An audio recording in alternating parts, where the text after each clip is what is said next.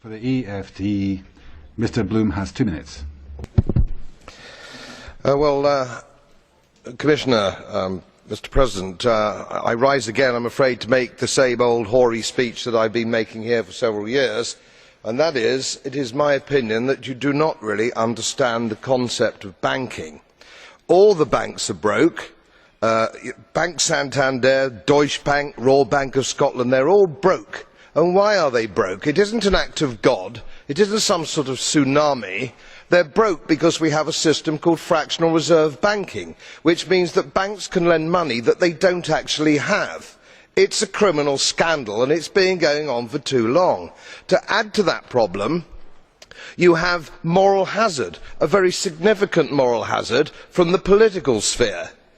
And most of the problem starts in politics and central banks, which are part of the same political system.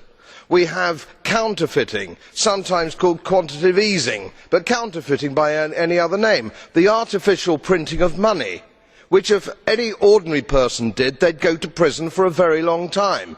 And yet governments and central banks do it all the time. Central banks repress the amount of interest that rates are, so we do not have the real cost of money, and yet we blame the real retail banks for manipulating LIBOR. The sheer effrontery of this is quite astonishing. It is central banks that manipulate interest rates, Commissioner. And plus, underneath all this, we talk loosely, in a rather cavalier fashion, do we not, about deposit guarantees. So when banks go broke through their own incompetence and chicanery, the taxpayer picks up the tab. It is theft from the taxpayer. And until we start sending bankers, and I include central bankers and politicians, to prison for this outrage, it will continue.